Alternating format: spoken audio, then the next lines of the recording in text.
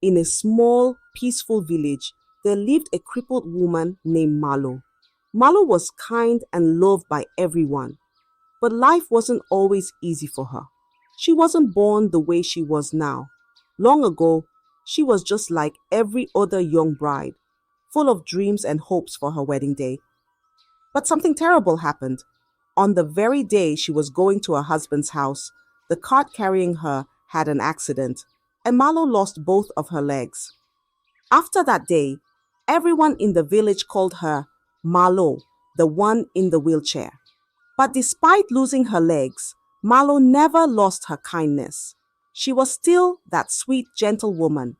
Life didn't stop for her. Not long after her wedding, she gave birth to a beautiful baby girl named Monica. Monica had her mother's beauty, but not her kindness. Monica grew up different. She had a sharp tongue, and she was rude to everyone. No one in the village could match her when it came to insults. Even babies weren't safe from her words. Malo, being a caring mother, would always try to teach Monica. She would say, "My daughter, your tongue is like a fire. It can burn everything if you don't control it." But Monica never listened. And so, in the village, people saw the difference between Malo and Monica. One was gentle like the soft wind, and the other sharp like a thorn. But Malo never gave up on her daughter.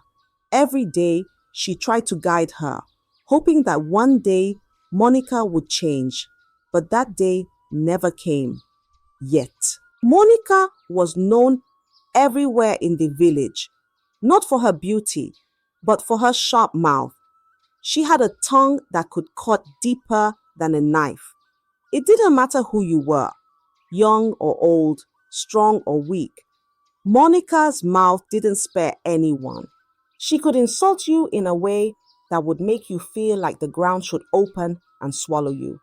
If a child cried, Monica would say, "Even your cry is as ugly as your face." If an elder spoke, she would snap, "Old man, your words are as slow as your legs." And if anyone dared to correct her, she would lash out even more. Her tongue was like a snake, always ready to strike. Malo, her mother, would warn her every day, "Monica, be careful. Words are like arrows. Once they leave your mouth, you cannot take them back." But Monica never cared. She would roll her eyes and walk away, as if her mother's words were just the wind blowing past her. Monica's sharp tongue became feared in the village. People began to avoid her because no one wanted to be on the receiving end of her insults. Even the elders, who were respected by all, could not escape her sharp words. Malo tried and tried to teach her daughter to be kind, but Monica had no respect for anyone. Her mouth was like a raging fire, burning everyone who crossed her path. And so Monica's reputation grew. She became known as the girl with the sharpest tongue in the village, and everyone feared her words more than anything else. One fateful day, something terrible happened in Malo's home. After fetching water and sweeping the compound, Monica went into the kitchen to prepare a meal for her family. As usual, she cooked in a rush, not paying attention to what she was doing.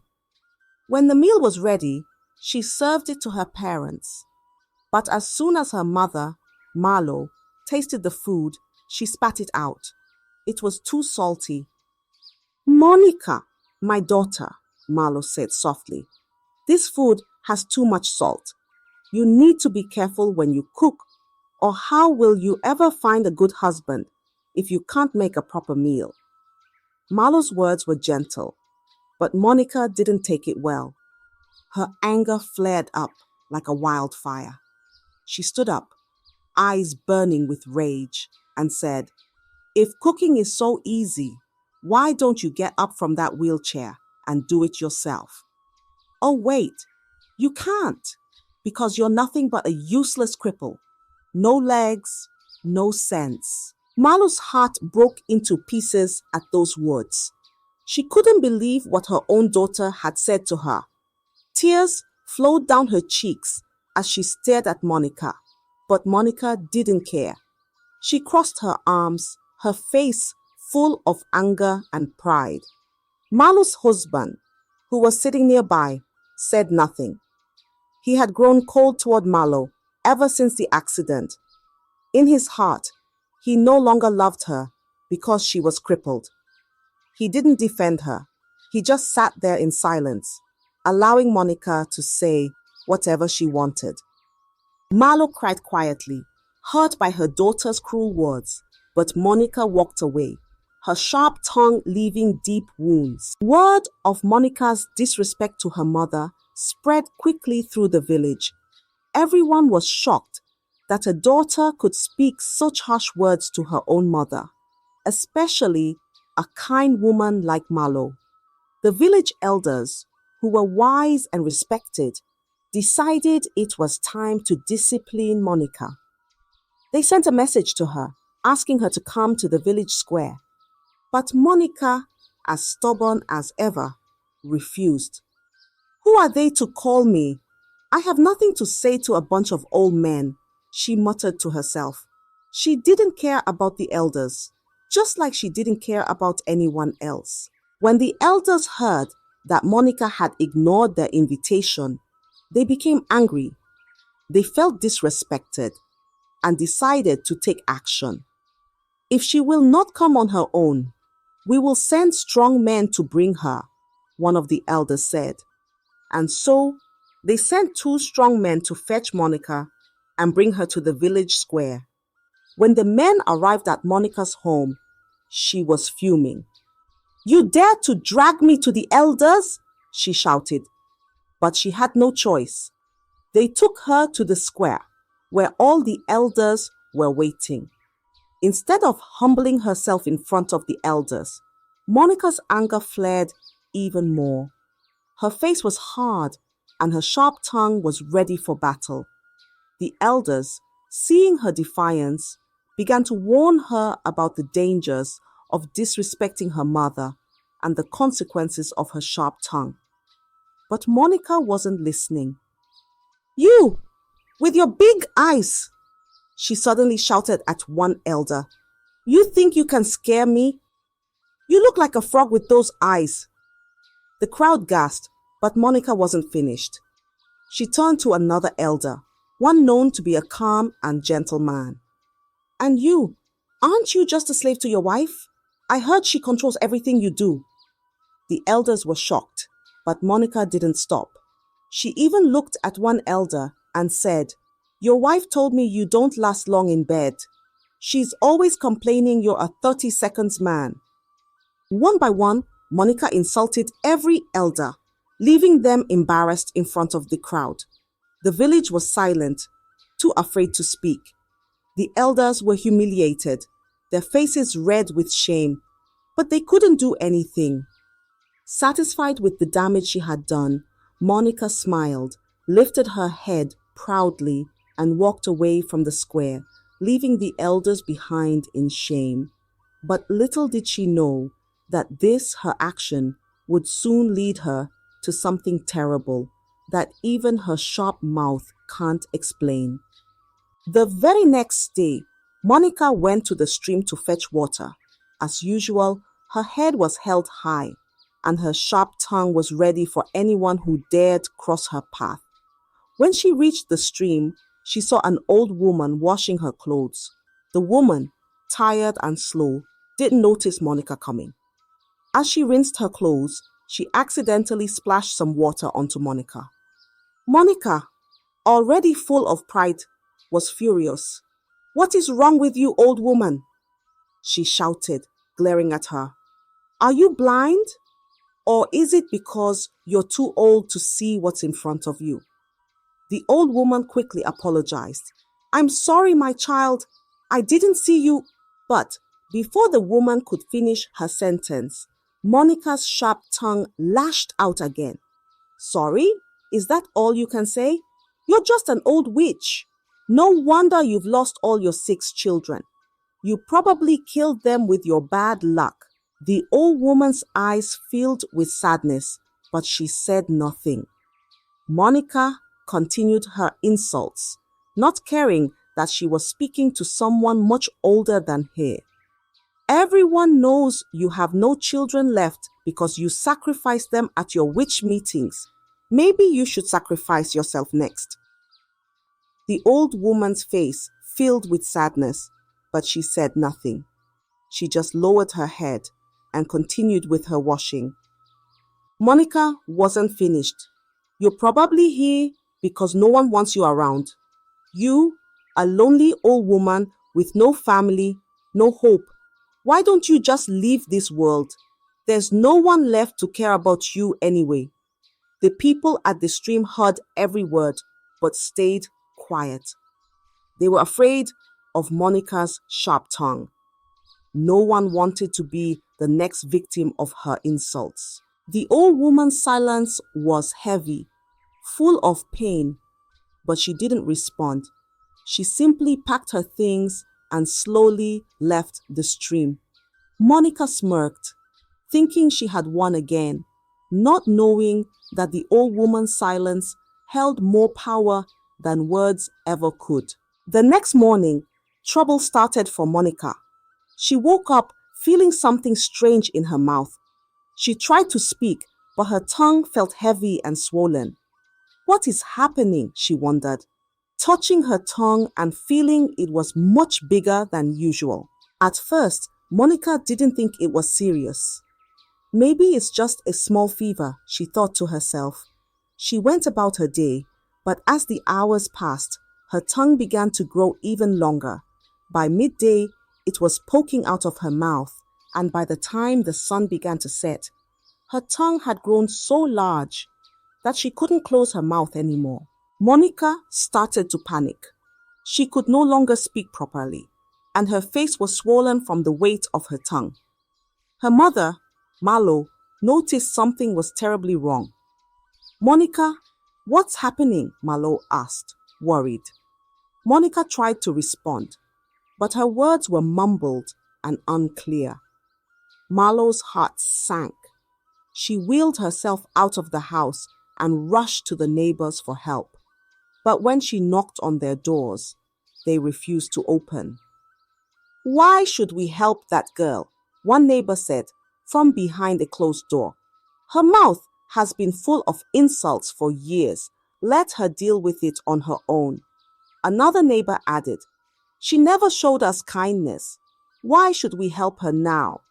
Malo, full of tears, begged for someone to help her daughter, but no one would come. Monica was left alone, her tongue growing longer by the minute, and her body growing weaker as the day went on. By nightfall, Monica could barely move, and her tongue hung out of her mouth like a heavy weight. She could no longer speak, and the once sharp-tongued girl was now silent, her words trapped behind the growing curse. Malo, heartbroken and desperate, didn't know what to do. Her kind warnings to Monica echoed in her mind, but now it was too late.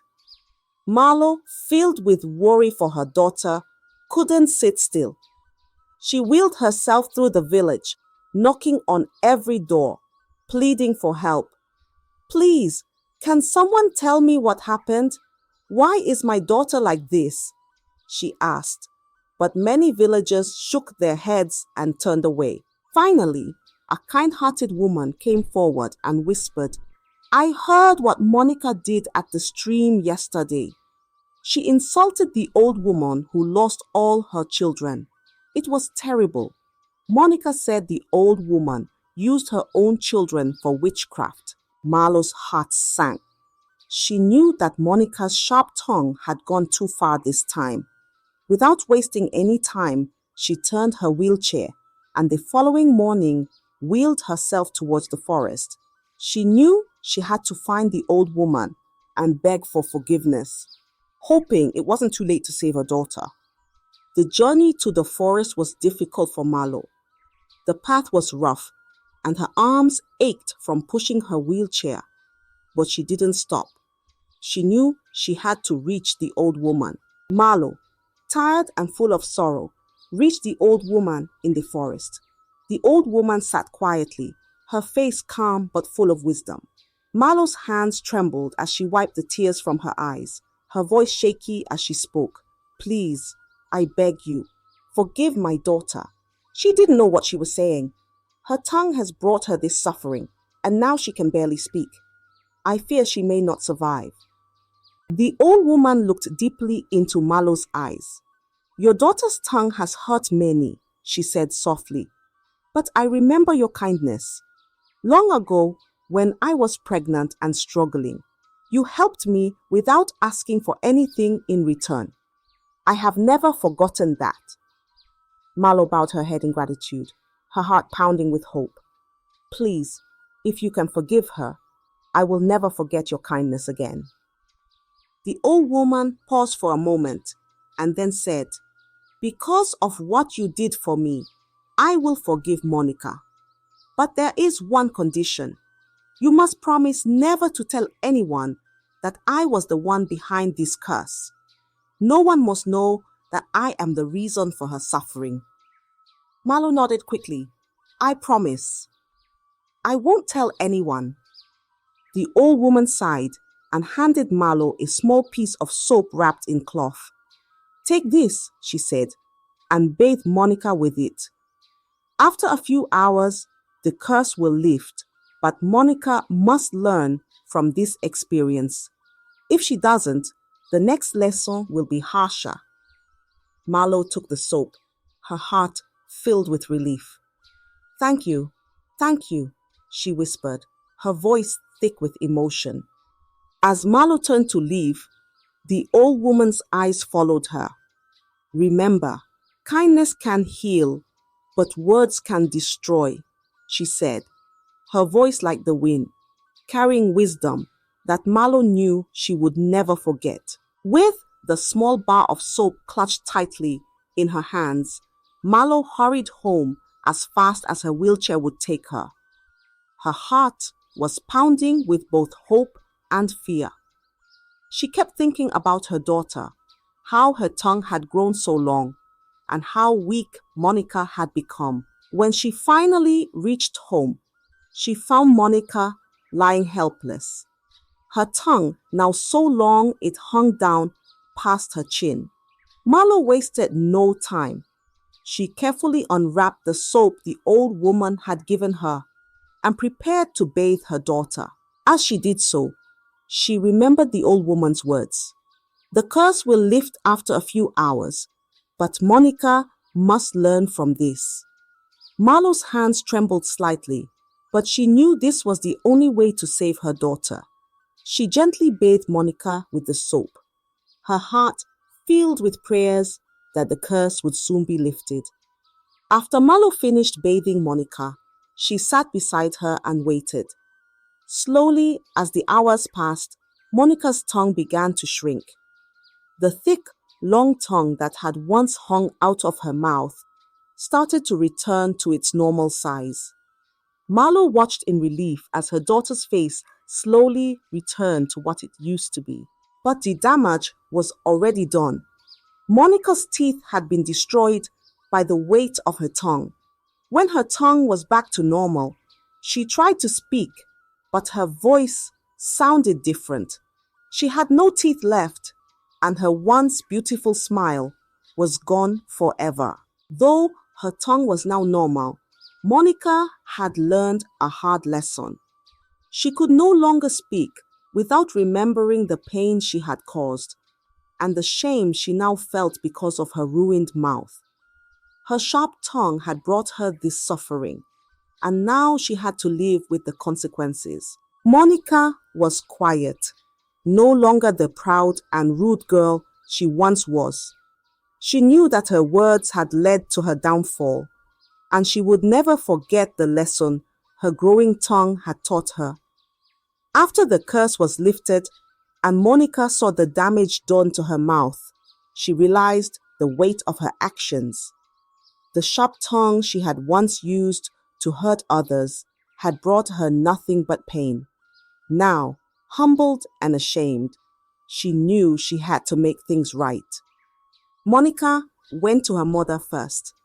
With tears in her eyes and her head bowed, she said, "Mother, I am sorry. I should never have spoken to you the way I did. You warned me, but I didn't listen." Malo, with love in her heart, forgave her daughter and held her close, knowing that this experience had changed Monica for the better. Next, Monica went to the village square where the elders gathered. She stood before them, feeling small and ashamed. "I am sorry for the terrible things I said to you," Monica said, her voice full of regret. "I was wrong to insult you, and I ask for your forgiveness." The elders, seeing her true remorse, forgave her, knowing that the lesson she had learned was greater than any punishment they could have given her. Monica didn't stop there. She made her way to the forest to find the old woman. When she saw her, Monica knelt down and wept. "I was cruel to you," she said, her voice trembling. "I am deeply sorry for the hurt I caused you." The old woman smiled softly, knowing that Monica had finally understood the power of her words. She forgave Monica, but reminded her, "Never forget, kindness and respect will carry you farther than a sharp tongue ever will." Word of Monica's transformation spread throughout the village. Her story became a lesson for all, especially the children. Parents would tell their children, "Do you remember Monica? Her sharp tongue almost destroyed her. Be kind with your words, for once they are spoken, they cannot be taken back." Monica's father, realizing how he had failed to correct his daughter's behavior and protect his wife, went to Malo. With a heavy heart, he said, "I should have done more. I should have stood by you and stopped Monica's bad behavior. Forgive me, Malo." Malo, with the same kindness she had always shown, forgave him. Together, they started to rebuild their life, stronger and more united. Peace returned to their home, and the story of Monica's growing tongue was told for many years as a reminder of the importance of speaking kindly and treating others with respect. I hope you enjoyed the story. If so, please like the video, comment what you learned from the tale, and don't forget to subscribe to the channel for more enchanting tales just like this one. Thank you.